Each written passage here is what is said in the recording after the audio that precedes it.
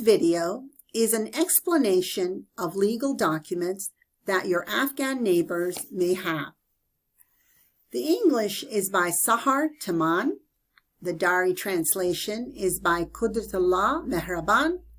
And Pashto translation is by Abdul Malik Wafa. سلامونه. نن غواړو چې موږ تاسو ته دا بیان درکو او دا تشریحات درکو په دې ویډیو کې چې غواړو د افغانانو د ټولو حقوقي اسنادو په اړه تاسو ته تشریحات درکو او تشریح کو چې د دې د انګلیسي مکمل تشریحات د اغلي سحر تمن او دری بخش د قدرت الله مهربان په واسطه او پښتو بخش زما خپل عبدالمالک وفا په واسطه به تشریح شي. در قدم نخست سلام و عرض ادب خدمت هموطنان عزیز. قدرت الله مهربان هستم. امید که جور لباس عافیت به تن داشته باشید. میخوام که امروز با ارتباط شناسنامه‌های قانونی از قبیل 2 نوع تذکره الکترونیکی، کارت ورک پرمنت، نگاه خط، این نمبر پاسپورت که برای هموطنان عزیزمان از طرف دولت افغانستان و ایالات متحده آمریکا توزیع گردیده معرفی نمایم. امید است که ویدیو مذکر را تا آخر با ما مشاهده نموده و ما را همراهی نمید که ترجمه انگلیسیش توسط سحر تمن، ترجمه دریش توسط قدرت الله مهربان خودم و ترجمه پشتوش توسط عبدالمالک وفا تقدیم می‌گردد.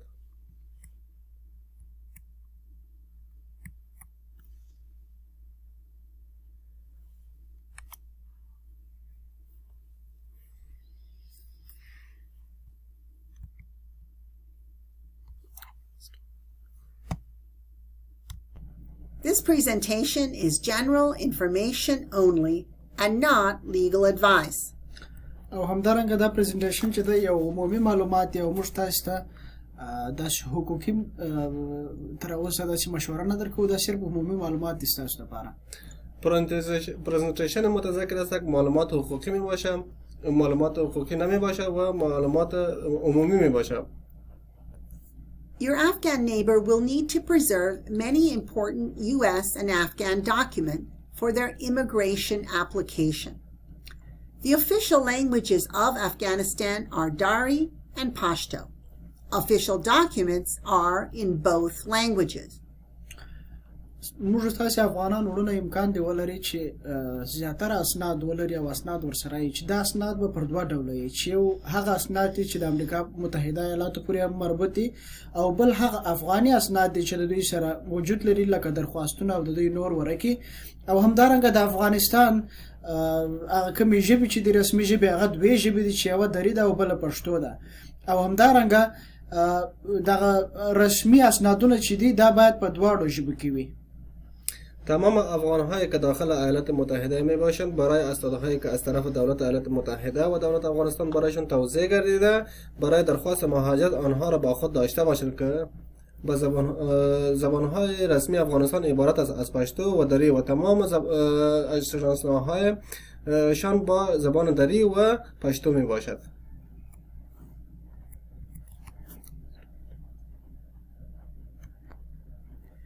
We will discuss several types of documents. There are US documents and there are Afghan documents which must be translated if they're not in English. Afghan documents include ID documents and marriage certificates. There is also a document which is a sponsorship of a minor child to a non-parent. موږ او تاسو دلته د مختلفو اسنادو په اړه خبرې کوو چې مختلف ډولونه لري. اول د امریکا ته متحده ایالاتو اسناد چې په امریکا کې ورته توزیع کیږي، او دوهم ډول چې د افغانستان اسناد دي چې دا باید ترجمه شوی وي. که چیرې ترجمه شوی نه وي باید په انګلیسي ژبې ته ترجمه او ژباړه شي. اول همدارنګه افغان آی ډي ډاکومنټس یا کوم اسنادونه چې د افغانانو د مکمل خپل کوم اسناد چې د دوی په لاس کې دی او په دوی پسې مربوط دي. دوهم چې دی د واده هغه سرټیفیکیټ د یا موږ تاسو ورته نکاح خط وایو. او همدارنګه پر بل شي چې به موږ تاسو خبرې وکړو هغه به د هغه ماشوم سپانسرشیپ او یا هم سپارښتنه به چې راغلی د امریکا متحده ایالاتو د بدون د خپل مور او پلار څخه. در اینجا ما بالای اسنادهای گوناگون افغانستان بحث می نماییم. اسنادهایی که از طرف ایالات متحده آمریکا توزیع گردیده، اسنادهایی که از طرف دولت افغانستان توزیع گردیده اگر به زبان انگلیسی ترجمه نشده باشد باید ترجمه شود.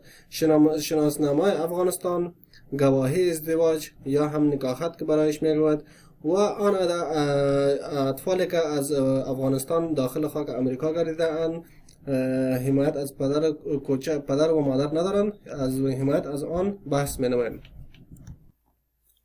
On U.S. documents, you will find that an A number or an alien number is important for immigration purposes. The A number can be found on several documents. We will discuss EAD cards, which are work permits, or an EAD application receipt if the card is not yet with your Afghan neighbor. There's also Social Security. We'll also take a look at the I-94 document, which is a record of admission to the U.S. تر ټولو د مخه دلته موږ او تاسو د امریکا د متحده ایالاتو په اسنادو کې A نمبر لرو چې هغه ډېر زیات مهم دی. نو A نمبر او همدارنګه موږ تاسو غواړو چې د EAD کارت او یا هم د ورک پرمیټ په اړه چې موږ تاسو ورته جواز د کارت هم ویلی شو دغه په اړه خبرې وکړو، او دوهم د دې سره د جواز د کارت هغه د رسیو یا د رسید کم نمبر چې دی هغه باید پر هغه باندې خبرې وکړل شي، او دغه څه وروسته امنیتي خاص نمبر دی چې پر هغه موږ تاسو ته باید معلومات درکړو او خبرې پر وکړو. دغه څخه وروسته موږ تاسې I-94 اسناد لرو چې په هغه کې بیا ریکارډ اف اډمیشن ټو US او یا هم د امریکا متحده ایالاتو ته د داخلېدو ریکارډ او ثبت دی. خب اسناد ایالات متحده که به اسم LI نمبر یا A نمبر می باشد بسیار مهم است. کارت AAD به معنای کارت اجازه شما می باشد به شماره A از طرف USCIS است و در اینجا شماره A قابل مشاهده نمی باشد. کارت A نمبر شما در کارت AAD یا Work Authorization کارت می باشد، در Social Security نمبر به شما می باشد و در ورقه های 94 شما می باشد. This is the EAD card, the Employment Authorization card. Here there is an A number, but the A is actually not on the card. The A number is where it says USCIS number. موږ او تاسو کولای شو چې دا شکل دلته وګورو، هغه هم د جواز د کار دی. په دې اسنادو کې موږ تاسو کولای شو چې خپل A نمبر وموندو، خو دلته د A ذکر نه دی شوی، یعنی ستاسو د A نمبر ذکر دلته د USCIS د نمبر پر ځای شوی. دا ستاسو خپل A نمبر دی، مګر تاسو نه شئ کولای چې دلته A وموندئ. A نه ده نوشته په دې بخش کې، مګر دا ستاسو A نمبر کېدلی شي. این کارت جواز برای افغانا که داده شده این کارت جواز است. در اینجا ما میتوانیم که این نمبر خود دریافت نکنیم، اما در اینجا صرف برایش اشاره شده که نمبر به USCIS مشاهده شده و گفته شده. All Afghan guests applied for the EAD card. Even children, babies, applied for the work permit. It is their only U.S. government issued photo ID until they apply for other IDs such as a driver's license. Some Afghan neighbors may not have received the card. It should be pursued by asking the resettlement agency to help them find the card. However, if they do not have the EAD card, they will find the A number on the application receipt. په دې بخش کې موږ تاسو ته غواړو چې دا معلومات درکړو چې ټولو افغانانو مهاجرینو د ورک پرمیټ دپاره اپلای کړی، د جواز د کار دپاره اپلای کړی، که څه هم هغه ماشومان دي او یا هم بیخي وړوکي اشخاص دي، مګر دا د دوی هغه دولتي اسناد دي چې دوی ته به ډېر ژر توضیح شي. ځینې افغانان دي چې هغوی تر اوسه شاید خپل د جواز د کار ترلاسه کړی نه او لاسته یې نه وي راوړی، مګر دوی کولی شي چې خپل د دې کارت پوښتنه خپل د بیا ځای پر ځای کېدلو ادارې او یا هم نمایندګۍ څخه وکړي. مګر که چیرې دوی دا کارت نه لري، دوی خپل د ریسیپټ نمبر ورقه د ځان سره لري چې په هغه کې ریسیپټ او یا هم د رسید مکمل معلومات ذکر شوي دي. خب تمام مهمانان افغان درخواست به کارت AID نموده، حتی اطفال هم. این یگانه اسناد ایالات متحده آمریکا می باشد که برایشان توضیح گردیده. ممکن است برخی از همسایگان افغان این کارت را دریافت نکرده اند. باید تعقیب بشه با درخواست از آژانس اسکان مجدد تا که کارت لیسانس خود را دریافت می نماید. این یگانه کارت که عکس داره می باشد. This is the EAD receipt, and you can see the A number here. دا بخش چې دی دا د ورک پرمیټ د رسید ورکه ده. تاسو کولی شئ چې په دې کې خپل A نمبر ومومئ او همدارنګه دلته کولی شئ چې تاسو د نامه دپاره هم ساحه ووینئ چې ستاسو نوم به هم نوشته او ستاسو د رسید او یا هم A نمبر دلته په مکمل ډول لیکل شوی دی. اینجا ورق اجازه کار شما است. شما می توانید که این نمبر خود را اینجا مشاهده نمایید و همچنان می توانید که نام و تخلص خود را اینجا مشاهده کنید و ببینید. Another U.S. document is the I-94 document. This is an important document because it is a record of the most recent date of entry into the U.S. Here, you will see that the most recent date of entry is sometime in August or September for most of our Afghan guests. You'll also see the admit until date, which is the expiration date of the entry, and that is 2 years from the date of entry. So sometime in 2023. Finally, another important piece of data on the I-94 is the class of admission, which is OAR, which is known as Operation Allies Rescue, and sometimes known as Operation Allies Refuge. د امریکا د متحده ایالاتو د مهمو اسنادو څخه یو هم د I-94 ورکه ده.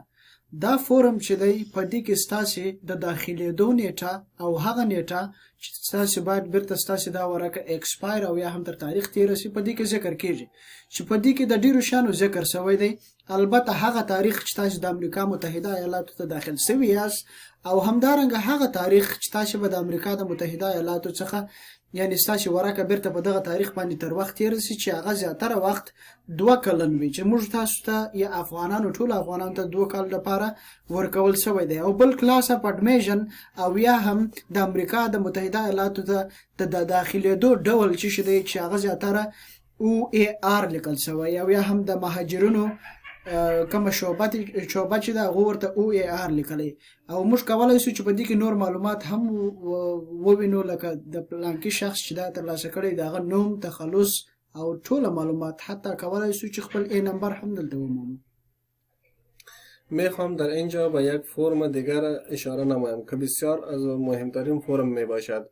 فرم I-94 آن ده افراد و اشخاصی که وارد ایالات متحده آمریکا می‌گردند بجز از داشتن تابعیت آمریکا و یا داشتن گرین کارت آمریکا و یا هم بعضی از افراد که از کشور کانادا به خاطر بازدید از آمریکا به ایالات متحده آمریکا میآیند باید ورق I-94 داشته باشند که ورق متذکره از طرف افسر پلیس گمرکات و سرحدات برایشان توضیح می‌گردد و در فرم متذکره درج میباشد که کدام شخص از کجا تا کدام تاریخ در داخل ایالات متحده آمریکا بوده میتونند و اینجا کلاس اف ادمیشن یعنی OAR به معنای یا عملیات نجات همدیگر میباشد.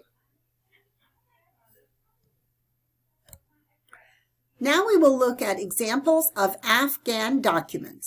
First, we'll look at the passport, which should have the OAR stamp. We'll look at national IDs, which are known as Tazkira. There's an electronic version and an old version. There are also Afghan neighbors that entered without any documents, and documents were made upon the port of entry.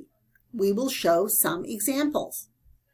په دې بخش کې به موږ تاسو د افغان سوابق او اسنادو په اړه معلومات درکو. یعنی مخکې مو تاسو ته د US ډاکومنټ په اړه خبرې وکړې، اسنادو په اړه، خو اوس غواړو چې د افغانستان د ځینو اسنادو په اړه خبرې درته وکړو چې هغه د ټولو تر مخه موږ غواړو چې د پاسپورت په اړه چې په پاسپورت کې د OAR ټاپه وهل سوي، غواړو چې د هغه په اړه معلومات درکو چې اپریشن الایز ریسکیو ورته وایي، یعنی د هغه شعبه ده چې مهاجرین ته نجات ورکوي یا ژغوري. دغه څه وروسته موږ کولی شو په دوم قدم کې چې د تذکرې په اړه یا د نیشنل آی ډي د ملي هویت په اړه تاسو ته معلومات درکو. دغه څه وروسته موږ تاسو کولی شو چې د تذکرې ډولونه ووایو چې څو ډوله تذکرې موږ لرو، او ځینې افغانان امکان دی ولري چې هیڅ ډول اسناد هم ونه لري. خب در اینجا میخواهیم که به شناسنامه‌های افغان‌ها برای شما معلومات بدهیم. در قدم نخست به ارتباط پاسپورت که توسط تاپه OR تاپه شده برایتان معلومات بدهیم. در قدم دوم درباره تذکره کاغذی برای شما معلومات دهیم و سه نوع تذکره که عبارت از دو نوع تذکره کاغذی و یک نوع تذکره الکترونیکی که به شکل کارت می باشد معلومات بدهیم. This is an Afghan passport. You will see that the Afghan passport has two fields for name.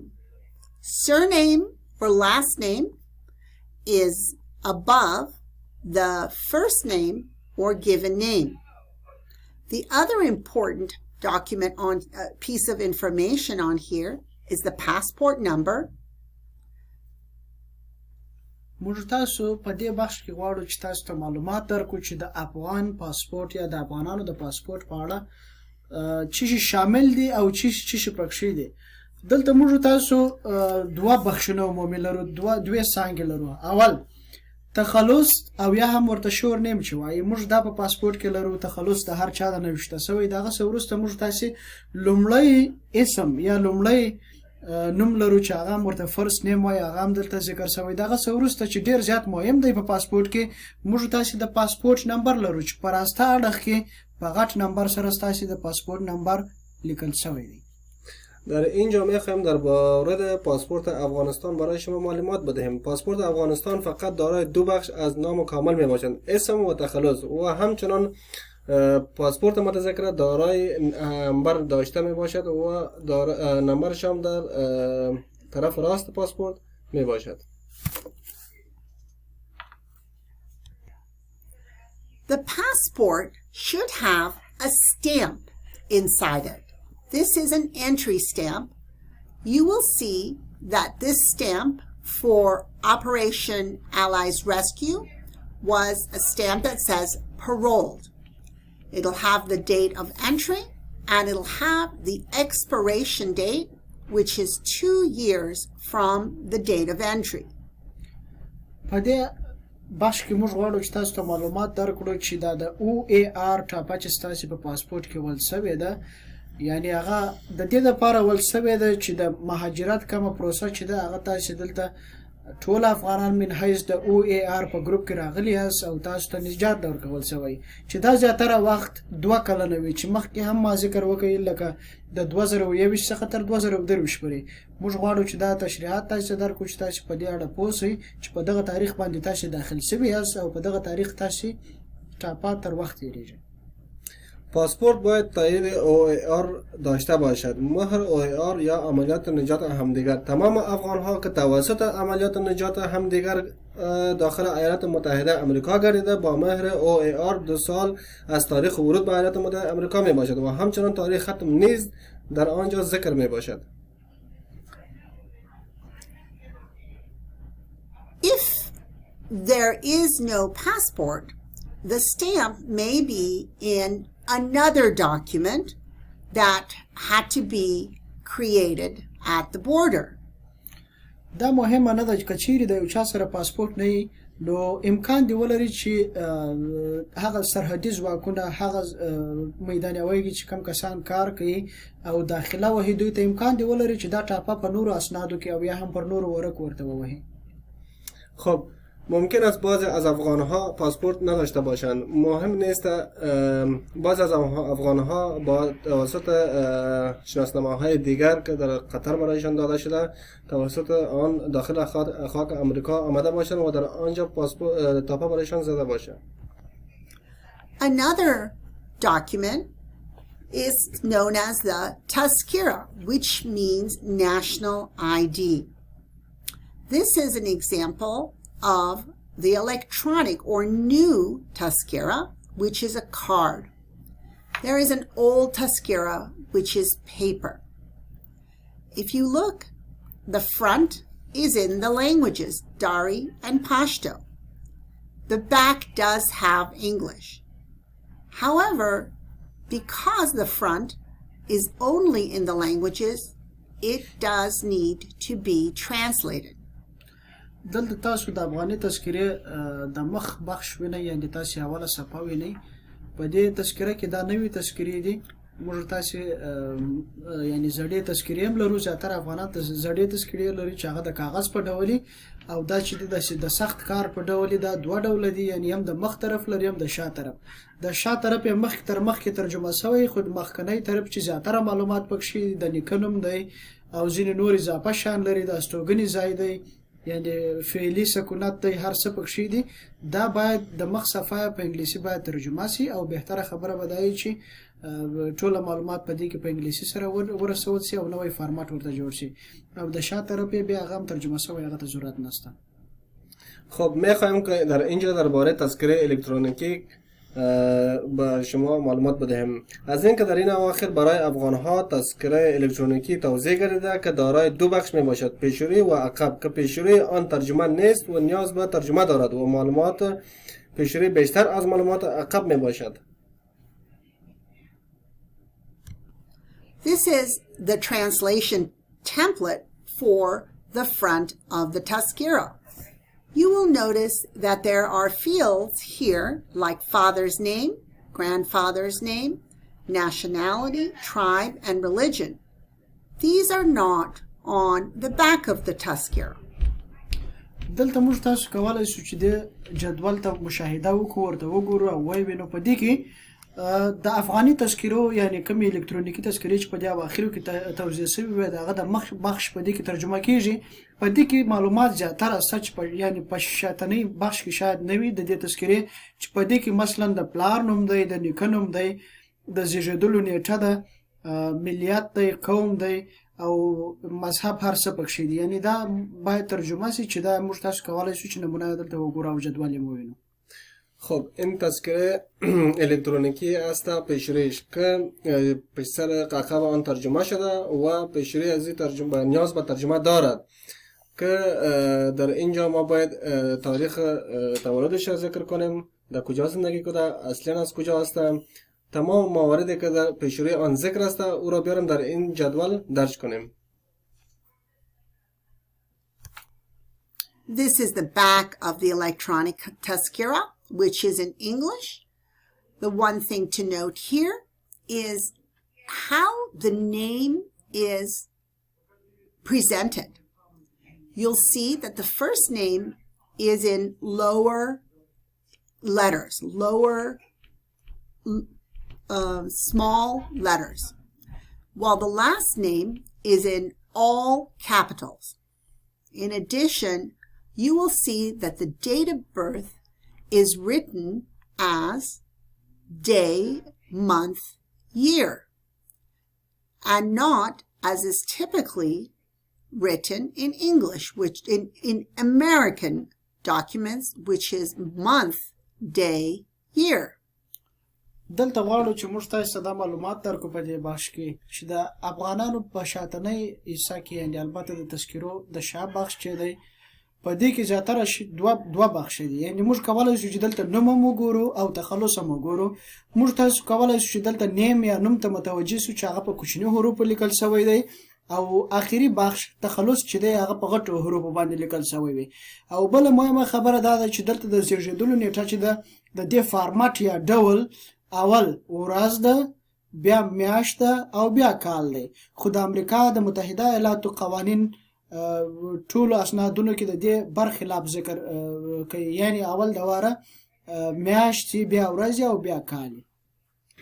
در اینجا میخوایم در ارتباط به عقب تذکره الکترونیکی بحث نماییم که در اینجا نامش و تخلصش ذکر گردیده. اسمش به حرف خرد و تخلصش به حرف کلان درج فرم گردیده و همچنان یک موضوع بسیار مهم برای شما باید یادآوری کردم که در افغانستان اول روز آورده تاریخ تولدش، دوم ماه را آورده، سوم سالش. اما در امریکا اول ماهش میه، باز روزش میه و باز سالش میه. This is an example of the old Tazkira, which is only on paper and it is only in the languages, Dari and Pashto. This document does need to be translated in English. It's important to know that this is not a birth certificate. It is a national ID. په دې بخش کې راځو موږ تاسو ته غواړو چې توضیحات درکړو چې د الکترونیکي تذکرې څخه وروسته موږ تاسو په افغانستان کې زړې تذکرې هم درلودلې چې هغه کاغذي تذکرې وي. نو دا تذکرې باید کچيري په دری ژبه او بیا هم په پښتو ژبه باید انګلیسي ته وژباړل شي. او دا تذکرې چې دي تاسو کولای شئ چې د دې لیدنه په دې شکل کې وګورئ چې دا ټوله په کاغذي ډول سره دي او ټوله باید په صحیح ډول سره چې پکښې نوشته وي هغه ترجمه سي انګلیسي فارمټ ته. او دا ستاسو یو شی ته فکر چې دا ستاسو د زیږیدلو سند نه دی، یعنی دا ستاسو لپاره یو ملي تذکره ده، ستاسو ملي هویت دی. خب در اینجا میخوایم که در ارتباط با تذکره ازبق افغانستان یعنی کاغذی بحث نماییم که تذکره قبلی افغانستان به شکل کاغذ بوده و باید یادآوری کردم که این تذکره به این معنی است و این تذکره باید تمامش به انگلیسی ترجمه شود و چیزی که در تذکره گردیده آن مکمل جدول ذکر شده درج شود.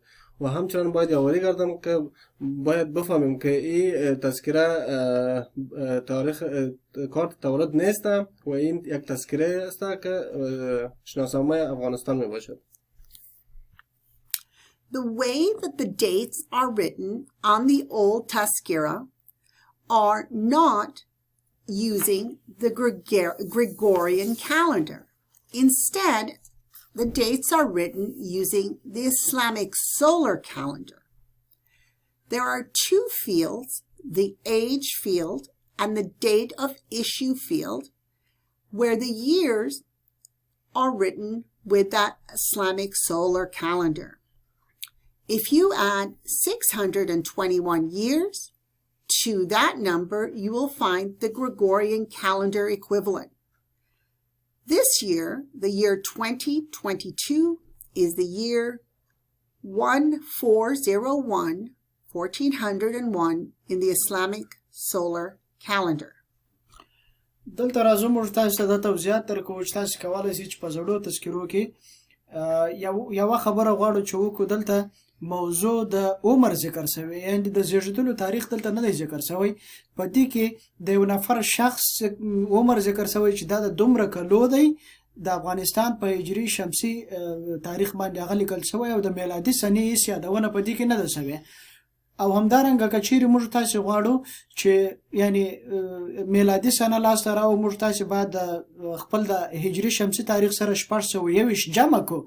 که چیرې بیرته غواړو چې دا ځینې منفي کو، بیا موږ تاسو بیرته هجري شمسي سنه په لاس راکړي. نو ښه خبره دا ده چې په دې کې باید کله چې د افغانستان هجري شمسي تاریخ لیکل کیږي د نوٹ په ډول سره میلادي تاریخ هم ذکر کړل شي. در اینجا میخوایم که به ارتباط سن و سال در تذکره بحث نماییم. تذکره قدمی افغانستان که به اسم تذکره کاغذی می نامند، سن و تاریخ متضاد به تقویم هجری شمسی می باشد. برای دریافت سن و سال میلادی می توانیم که با استفاده از فرمول 621 استفاده نماییم تا سن موجوده خودش را با سن میلادی معادل نماییم. سال 1301 خورشیدی سال 1401 در تقویم خورشیدی اسلامی است. Remember that this is not a birth certificate, so their field is age, and it is a reference to a point in time. That field says so many years old based on current appearance as of a year, and that is the Islamic solar year. We can add, or you can add, a translator's note for the proper date of birth. Here is an example. 18 years old, based on current appearance, as of 1380 in the Islamic solar calendar. There is a translator's note that said date of birth is July 1, 2001. لکه څنګه چې مې مخکې مې یادونه وکړه چې دلته ستاسې د زیږېدلو کم سند نه دی. په دې ځای کې صرف د یو چا د عمر یادونه شوې، یعنی د عمر یادونه په داسې ډول سره شوې چې دغه ظاهري قیافې ته په کتلو سره ویلي چې دغه نفر مثلا د 18 کالو دی او دغه نظر ظاهري قیافې ته په 1480 کې د 18 کالو دی. هغه هم فکر کوم چې صرف په دې ځای کې دوی هجري شمسي سنه ذکر کړي، مګر کچېرې موږ تاسو غواړو چې دا نور هم ترجمه کو صحیح، په دې کې باید هغه کس چې ترجمان وي یا ژباړونکی وي هغه باید میلادي سنه د یو نوټ په ډول د یو یاداشت په ډول سره ذکر کړي. لکه د دې یو مثال چې دی چې دوی ویلي چې دا نفر د 18 کالو دی په 1480 کې، نو په نوټ کې باید موږ دا واړو میلادي سنې ته چې باید ووایو چې دا نفر په میلادي تاریخ مطابق مثلا د جولای اوله 2001 کال به د سره مساوي شي، یعنی دا د یاداشت په ډول باید ورسره ولیکو. باید یادآوری کردم که در اینجا این کار تولد ما نمی باشد، این شناسنامه ما یا تابعیت ما می باشد. در اینجا ما باید با روی موضوع سن و سال بحث کنیم. ما باید نظر به چهره ظاهری آدم ببینیم که او چند ساله و در کدام سال می باشد و همچنان آن را معادل به انگلیسی تبدیل نماییم. فرض مثال 18 ساله 1380 تبدیل به زبان به تاریخ میلادی نماییم، جولای 1 2001 می شود. We will look at marriage certificates. There are two types. One is a book, 8-page book. The other one is a 1-page certificate. Many, if not most, Afghans do not have a marriage certificate. It is not usual to have a written document for marriage. Thus, they will need to provide secondary evidence to prove the marriage. For example, photographs or witnesses' statements who attended the wedding or neighbors who knew them while they were married. نکاحت د نکاحت سند او یا هم د نکاحت تصدیق. موږ تاسو دوه ډول نکاحتونه لرو. اول د کتاب په ډول نکاحت، دوم د ورکه په ډول سره نکاحت.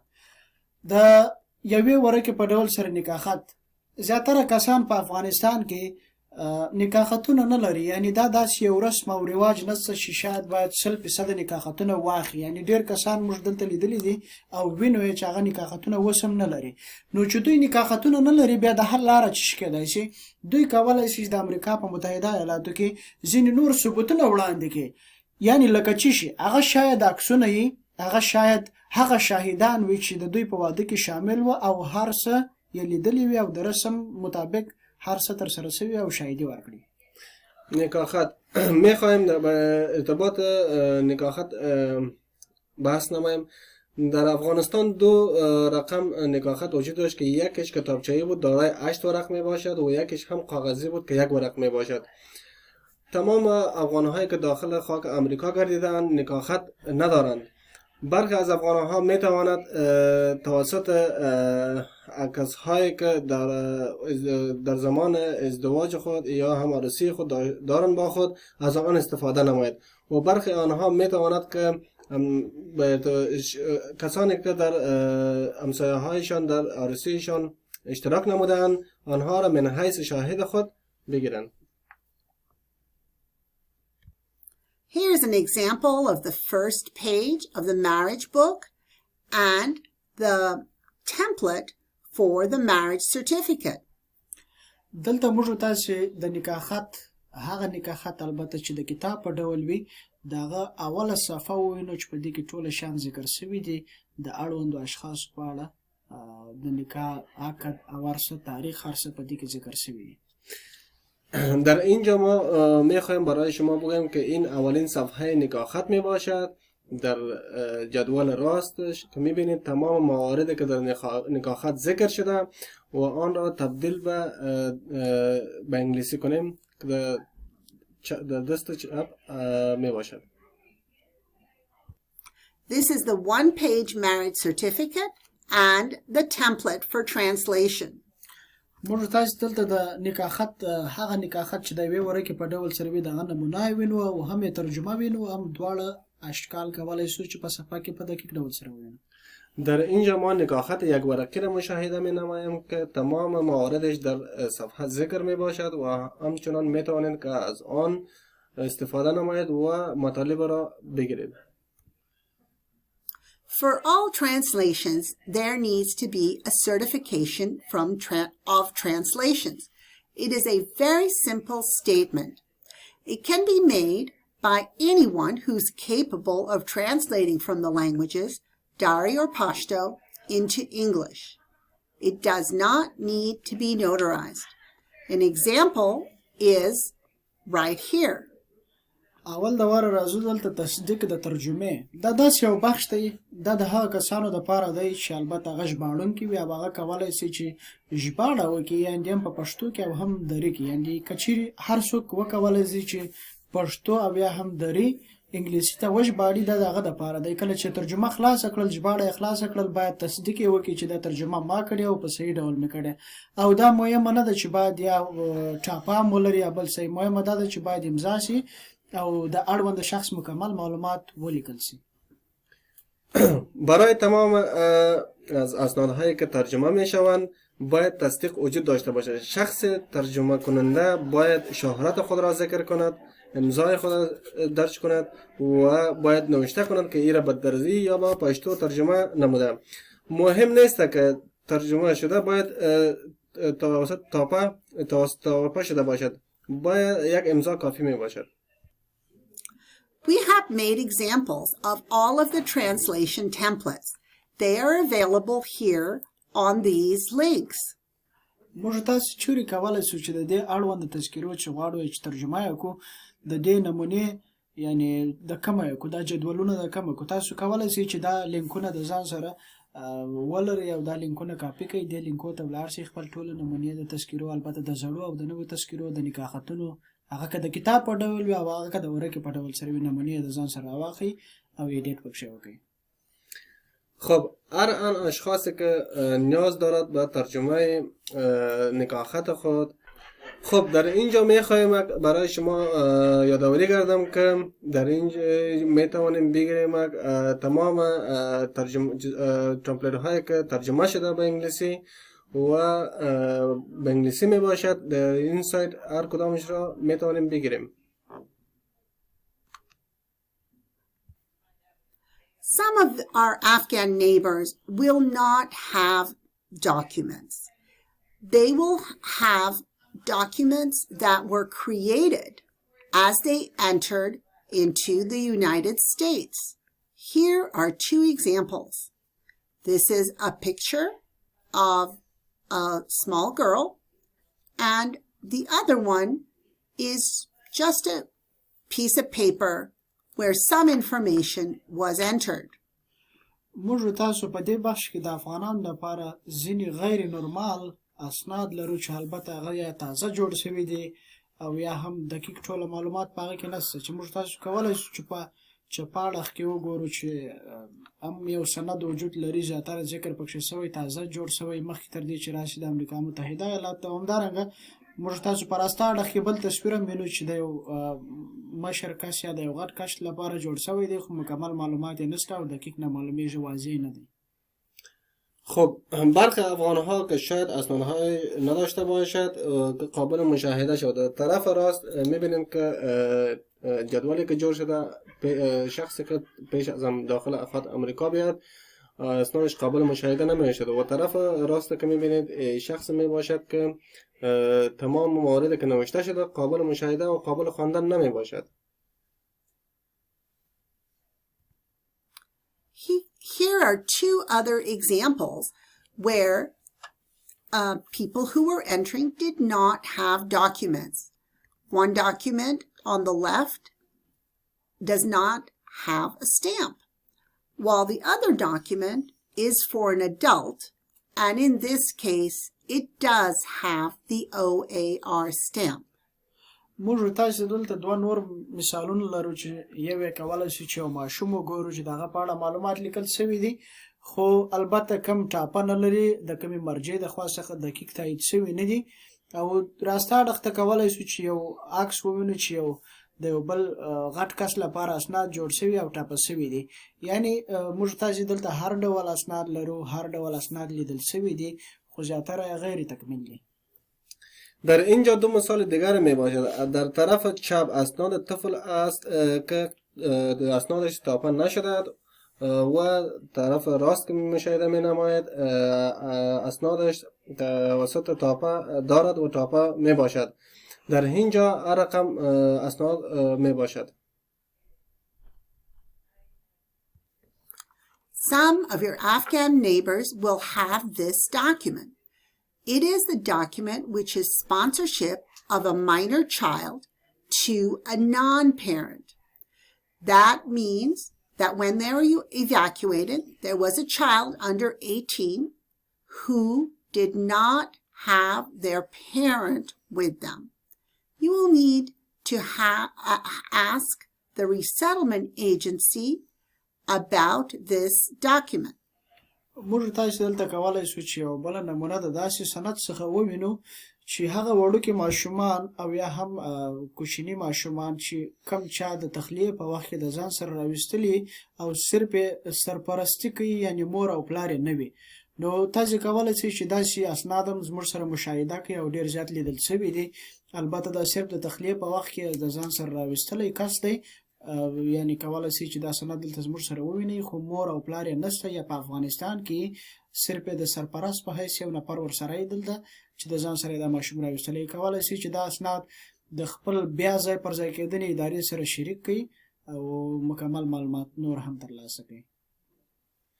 فرم متذکره را که میبینید بسیار فرم مهم میباشد. برخی از افغانها که به ایالات متحده آمریکا آمدن و عمرشان از 18 به پایین میباشد، برایشان توضیح گردیده بدون از اینکه با پدر خود بیاید یا با مادر خود بیاید. این فرم به خاطر اسپانسرشیپ است و آنهایی که با کاکا آمده، ماما آمده، برادر آمده، خواهر آمدن، آنها اسپانسرشیپ شده، یعنی گفتن که ما مسئولیت این طفل را به دوش میگیرم و برایشان توضیح گردیده. اشخاصی که برایشان توضیح نگردیده آنجا که رفتن با خانه خود، آنها میتواند که این فرم را دریافت نماید از ایجنسی خود. یا